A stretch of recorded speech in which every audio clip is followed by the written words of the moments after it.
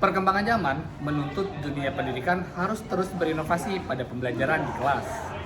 Guru dituntut mampu merancang model pembelajaran yang memperhatikan karakteristik murid yang hidup di era digital. Menurut buku Profesor Arsat tahun 2019, media pembelajaran menjadi komponen penting dalam sistem pembelajaran yang berfungsi untuk menyalurkan pesan serta merangsang pikiran, gagasan, dan minat belajar murid.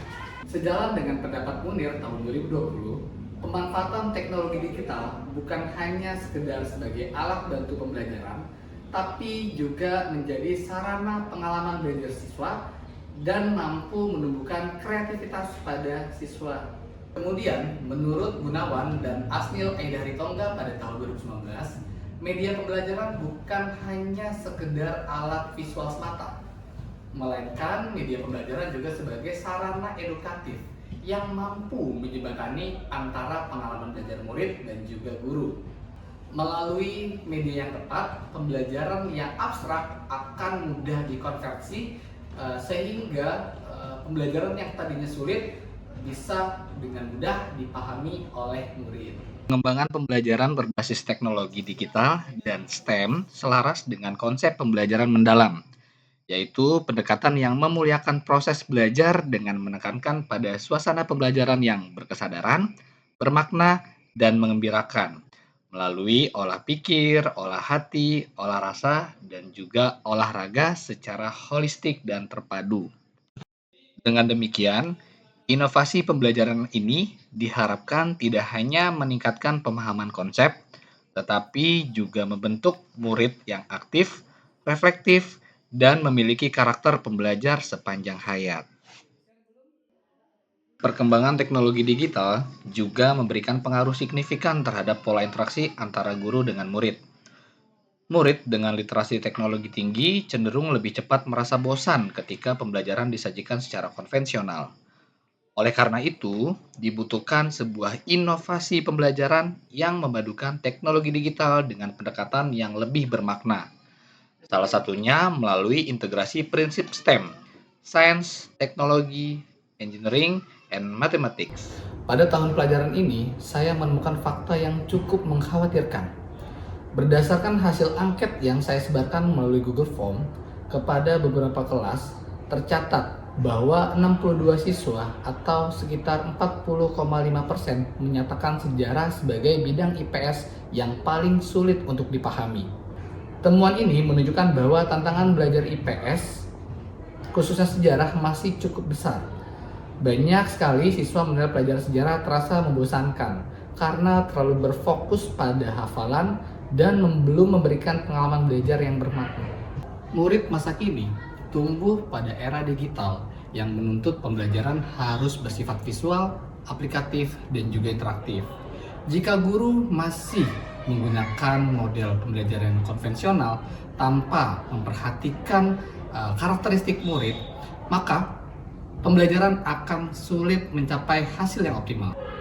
Oleh karena itu, guru dituntut harus mampu merancang media pembelajaran yang menyesuaikan model pada karakteristik murid zaman kini. Dengan itu, pembelajaran akan jauh lebih menyenangkan dan juga bermakna. Untuk menjawab permasalahan rendahnya pemahaman murid terhadap materi sejarah, saya mengembangkan inovasi pembelajaran melalui proyek kapal penjelajah samudera. Media utama berupa peta datar yang terdiri dari papan triplek ukuran 100 kali 61 cm yang saya desain sebagai wahana pergerakan kapal mini berbahan stik es krim digerakkan menggunakan sistem magnet. Media ini memungkinkan murid mengamati dan menelusuri rute ekspedisi bangsa-bangsa Eropa secara lebih konkret dan mudah dipahami. Untuk kuat pengalaman belajar, saya juga memanfaatkan multimedia pembelajaran interaktif berbasis AI melalui Canva. Melalui platform ini, saya merancang materi visual, animasi rute pelayaran, dan penjelasan konsep sejarah yang ditampilkan secara ringkas, menarik, dan mudah diakses oleh murid. Fitur AI di dalam Canva membantu penyajian konten menjadi lebih adaptif dan komunikatif. Misalnya, melalui pembuatan ilustrasi, diagram, hingga video pendek yang memberikan gambaran peristiwa secara lebih imajinatif.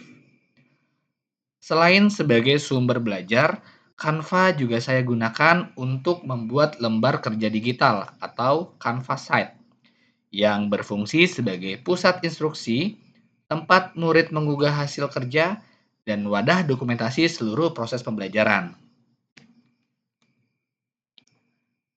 Selanjutnya, murid menggunakan peta visual interaktif berbasis Genially untuk mengeksplorasi jalur pelayaran secara dinamis.